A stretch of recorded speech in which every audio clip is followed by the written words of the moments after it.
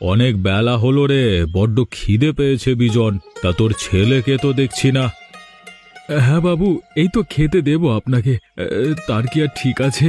আজকে আবার সাপের 5 পা দেখেছে। হ্যাঁ, জন্মদিন বলে কথা। ঠিক আছে, তাকে আনন্দ করতে দে। তা কি রান্না করেছিস শুনি? অনেক দিনের ইচ্ছা ছিল বাবু, আপনাকে নিমন্ত্রণ করে খাওয়াবো। এই গ্রামে সম্মানীয় মানুষ বলতে আপনি আছেন, তাই আমি আমার ছেলের জন্মদিনে বিশেষ মাছের মাথার মুড়ির ঘন্ট বানিয়েছি। আহা, শুনেই তো জিভে জল চলে এলো। আবার আজকে স্বপ্ন পূরণ হচ্ছে। শুধু তোর একার স্বপ্ন পূরণ হচ্ছে না রে, আমিও আমার বড় বাড়িতে থাকতে থাকতে ক্লান্ত হয়ে পড়েছি। তোদের মতো মানুষের সাথে মিশে মাটির দাওয়ায় বসে খেতে আমারও মন চায়। দে দে বাবা, দে।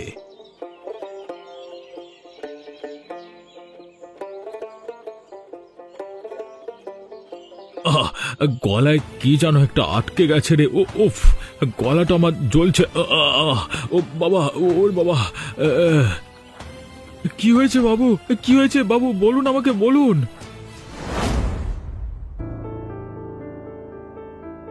কিরে মাধব, লাশটার দিকে ওরকম হাঁ করে তাকিয়ে আছিস কেন? মরা কেটে কেটে চুল পাকিয়ে ফেললি, আর এই লাশটার মধ্যে এমন কি দেখলি? হ্যাঁ, এই রাখালদা, এ তো আরে হ্যাঁ হ্যাঁ, আমাদের গ্রামের হরিচরণ মাতব্বর। কিন্তু কি করে, মানে শালার সাথে এটাই হওয়ার ছিল। আর তুই ওরকম করে তাকিয়ে আছিস কেন? তুই তোর কাজ করবি, তোর অত কাহিনী জেনে কি হবে? ব্যাপারটা এতটি আশ্চর্যের যে বিশ্বাস করতে পারছি না। আরে তুই কি আমার কাছে একটা থাপ্পড় খাবি নাকি? না না না না, তুমি আমার মাই বাপ, তুমি যা বলবে আমি তাই করব। তাহলে চুপচাপ বডিটা গুম করে রাখ। তার মানে? ওফ, তোকে সব কথার মানে বোঝাতে হয় কেন রে? এতদিন আমার সাথে কাজ করেও বুঝলি না? পার্টি করে এত বড় নেতা হয়ে ক্ষমতা বাগিয়েছি এমনি এমনি? হরিচরণ মরবার আগে রাঘব বোয়াল ছিল, তবে ওই কথায় আছে না, মরা হাতিও লাখ টাকা, সেটাই কাজে লাগাতে হবে এখন আমাদের। এতে এতে আমাদের লাভ আছে? লাভ না থাকলে কি আর আমি মাথা গলাই? আমার নির্দিষ্ট পরিকল্পনা আছে, তুই ভেস্তে দিস না। শোন, যেটা বলছি একেবারে হুবহু করবি। এখন এর মৃতদেহ সরানোর জন্য সব দিক থেকে প্রচুর চাপ আসবে। থানা পুলিশে টাকা খাইয়ে আমি পুরো ব্যাপারটা দেখে নেব। তুই শুধু কাউকে বডি দিবি না, গুম করে রাখ, এতে আমাদেরই মঙ্গল। এরপর যেভাবে যেভাবে বলবো সেভাবে সেভাবে করবি, ঠিক আছে? ঠিক আছে, আমার তো এত বুদ্ধি নেই, যা বলবে তাই হবে। আজ সারাদিনে কি হলো গো? বাবাকে একটু বেশি গম্ভীর দেখলাম। হ্যাঁ, জানোই তো নেতা হওয়া কত ঝামেলা জিনিস। কেন কেন, কি হয়েছে? তুমি আর কি বুঝবে? আরে আমি অত শত বুঝি না বলেই তো জিজ্ঞাসা করছি, বলোই না। ওই হরিচরণ বাবু হঠাৎ করে মুড়ি ঘন্ট খেতে গিয়ে গলায় কাঁটা আটকে যে মরেছে না, তার বডি রাখা হয়েছে মর্গে। সেটা নিয়ে একটু ঝামেলার মধ্যে আছি বাবা। এতে ঝামেলার কি আছে? হরিচরণ বাবুর পরিবারে তো কেউই নেই, বিয়ে করেনি সারা জীবন। তাহলে সরকারকে বা ওর কাছের লোকেদের বডি দিয়ে দিলেই হয়। উফ, তুমি যত সহজ ভাবছো, রাজনীতিটা ততটা সহজ নয় মল্লিকা। হ্যাঁ, আর এই কঠিন অঙ্কগুলো বানাও তোমরা। সহজ জিনিসকে সহজ রাখলে তো তোমাদের দিন কাটবে না, দোকান বন্ধ হয়ে যাবে। তবে আমি তো পুরো বিষয় না জেনে ছাড়বো না, সে তোমরা আমাকে যতই বোকা ভাবো। কি হলো, চুপ করে কি ভাবছো? বুঝতে পারোনি তাই তো? না মানে, ওই মরা শরীরটা মর্গে আটকে রাখলে আমাদের কি লাভ? দেখো, আমি অত লাভ লস বুঝি না, বাবা জানে। আর তুমি ভালো করেই জানো যে বাবা নিজের পরিকল্পনা কাউকে বলেন না। তাই তুমিও বেশি মাথা ঘামিও না, ঘুমিয়ে পড়ো, রাত হয়েছে। হ্যাঁ, মাথায় যতটা ঢুকবে ততটাই তো ভাবা দরকার। ঠিক আছে, ভেবো না প্রতিবারের মতো এবারও ঘুঘু ধান খেয়ে পালিয়ে যাবে। এবারে আমি ঠিক ধরবই। আসুন আসুন, আপনারা আসুন। এই হচ্ছে সেই কালপ্রিট। আমাদের গ্রামের এত ভালো একটা মানুষকে নিজের বাড়িতে নেমন্তন্ন জানানোর জন্য, মানে নেমন্তন্ন জানানোর ছুতোয় পরিকল্পনা করে হত্যা করেছে এই শয়তান।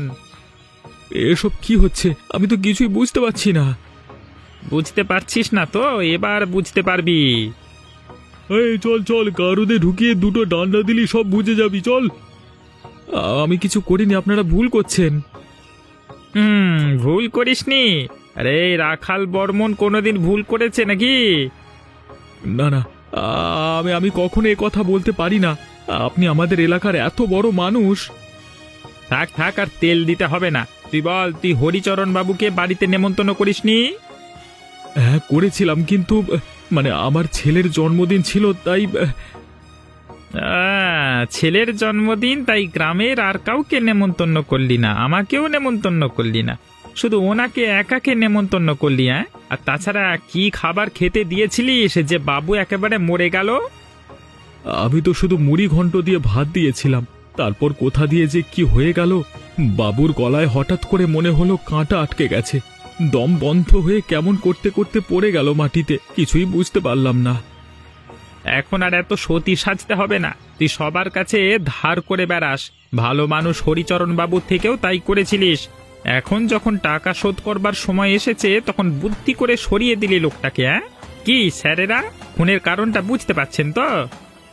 সব বুঝতে পেরেছি, চল আগে চল।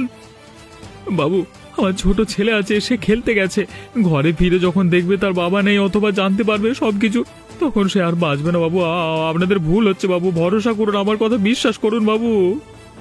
তোর মতো চামারকে বিশ্বাস করা যায় না, চল শয়তান। কোথায় যাচ্ছ? কেন দেখতে পাচ্ছ না? লাশ ঘরের ভিতরে যাচ্ছি। এইখানে বাইরে লোকেদের যাওয়া মানা। আমি কে তুমি জানো না? তুমি যে রাখাল বাবুর বৌমা সেটা আমি জানি, তবে তোমার থেকে বাবুর হুকুম আমার কাছে বেশি দামি, তাই বাবুর আদেশ আমাকে পালন করতেই হবে। আচ্ছা, তোমার বাবু এমন আদেশ কেন দিয়েছে? সে কথা বাবুই বলতে পারবেন, শুধু তুমি চলে যাও এখান থেকে, না হলে কিন্তু ঝামেলা হয়ে যাবে। আমি হরিচরণ বাবুকে একবার শেষ চোখের দেখা দেখতে চাই। লাশ কেটে পরীক্ষা করে আবার সেলাই করে দেওয়া হয়েছে, এখন দেখার মতো আর কিছু নেই। শয়তান নিশ্চয়ই মিথ্যা কথা বলছে, এত তাড়াতাড়ি লাশ কাটা হয়নি নিশ্চিত। বললাম তো চলে যেতে। তোমরা যে এই লাশ ঘরের আড়ালে কত কাণ্ড করছো, সেগুলো যখন সবাই জানতে পারবে তখন তোমাদেরই পিঠ বাদাম হবে। অত ভাবতে হবে না, আমরা আমাদের ভাবনাটা ভেবে নেব। যাও বলছি, না হলে কিন্তু আমি বাইরের লোকেদের সাথে যা করতাম তোমার সাথেও তাই করব, পুলিশে খবর দেবো বলে দিলাম। এক পকেটে টাকা আর এক পকেটে ক্ষমতা থাকলে অনেক কিছুই করা যায়। তুমি আর তোমার রাখাল বাবু দুজনে একেবারে ধ্বংসের শেষ সীমা পর্যন্ত নেমে গেছো, তবে সময় আসবেই যেদিন তোমরা উচিত ফল পাবে। 1400।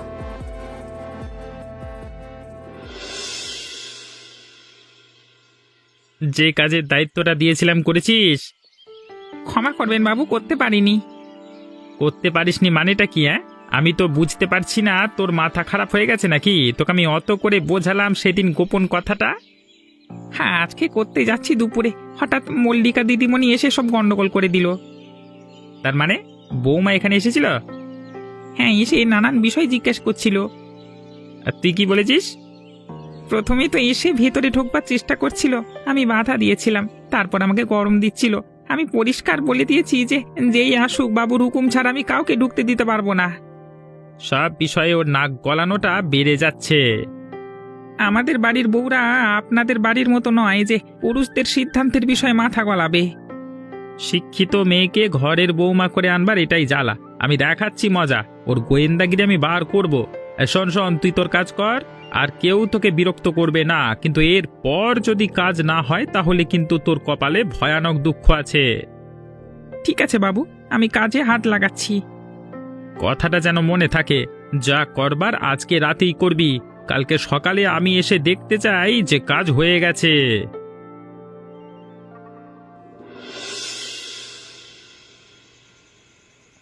এই অমিতাভ, তোর বউকে সামলে রাখতে পারিস না? কোথায় তোর বউ? কেন, কি হয়েছে বাবা? আগে ওকে ডাক, তারপর আমি বলছি সব। মল্লিকা, শুনে যাও তো, বাবা ডাকছে তোমাকে। কি হয়েছে বাবা? নিজের লম্বা নাকটা সব জায়গায় না ঢোকালি নয়। আপনি কি বলছেন আমি তো কিছুই বুঝতে পারছি না। তুমি ঘরের বউ হয়ে লাশ কাটা ঘরে গিয়েছিলে কি করতে? না মানে আপনি ভুল ভাবছেন, আসলে গ্রামের একজন এত বড় মানুষ মারা গেল তো তাই। তাতে তোমার কি? তোমার যদি কিছু জানানোর থাকতো তাহলে আমাকে জানাতে, তোমার স্বামীকে জানাতে। তোমার সেখানে পা বাড়িয়ে যাওয়ার সাহস কোত্থেকে এসেছে? তুমি সেদিন রাতে আমাকে জিজ্ঞেস করে তোমার হয়নি, আবার ওখানে গিয়েছিলে? কেন গিয়েছিলে তুমি? আমি কোনো উদ্দেশ্য নিয়ে যাইনি, এমনি গিয়েছিলাম বাবাকে খুঁজতে। এতদিন তো কোনো দিন আমার খোঁজের প্রয়োজন মনে করো না তুমি, আজকে হঠাৎ? আসলে আপনার শরীরটা কিছুদিন হলো ভালো যাচ্ছে না তো তাই। সে কথা তোমাকে ভাবতে হবে না। এই অমিতাভ, শুনে রাখ, আজকে থেকে তোর বউয়ের এই ঘর থেকে বেরোনো বন্ধ। কিন্তু বাবা।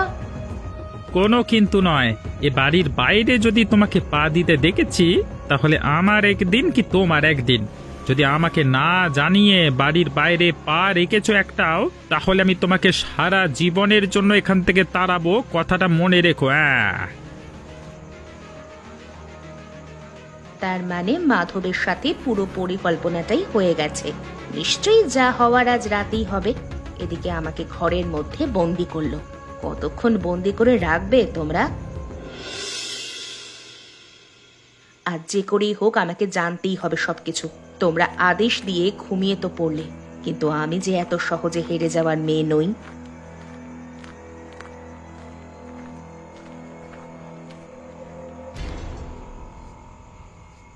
আচ্ছা, যা ভেবেছিলাম ঠিক তাই। আজ রাতেই তোমাদের খেলা চলছে। একজন আমাকে আদেশ দিয়ে নাক ডেকে ঘুমোচ্ছে, আরেকজন ছুরি কাজে নিয়ে এখানে কাজ চালাচ্ছে। তোমরা ডালে ডালে চললে আমিও চলি পাতায় পাতায়। এই সব কিছুর ভিডিও বানিয়ে রাখবো আমি, তারপর ঠিক সময় ঠিক জায়গায় দেব তোমাদের বঁশ।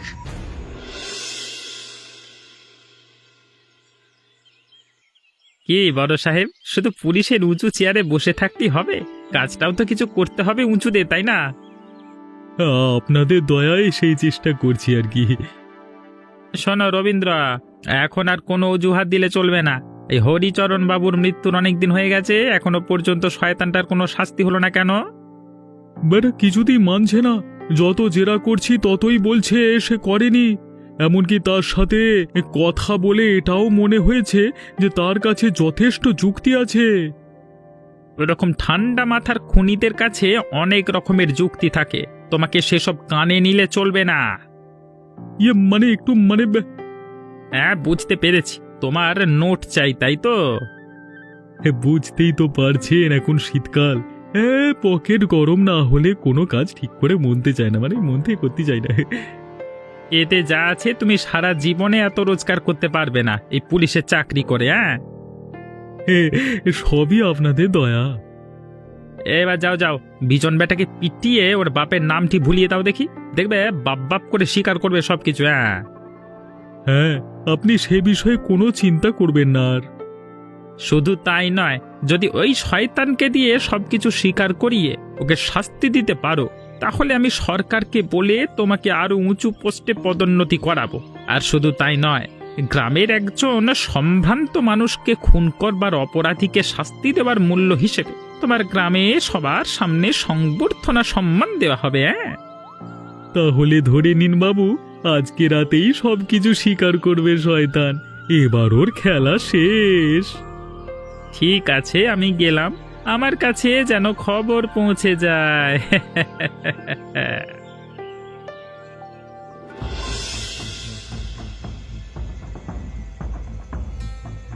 অনেক হয়েছে তোর খেলা, আজকে শেষ করে দেব আমি তোর সব নাটক। বাবু বাবু, আমি তো বলছি আমি খুন করিনি। আমি হরিচরণ বাবুকে নিজের বাবার মতো সম্মান করতাম। আর সেই জন্যই টাকা নিয়ে টাকা দিতে চাইছিলিস না, তাই তো?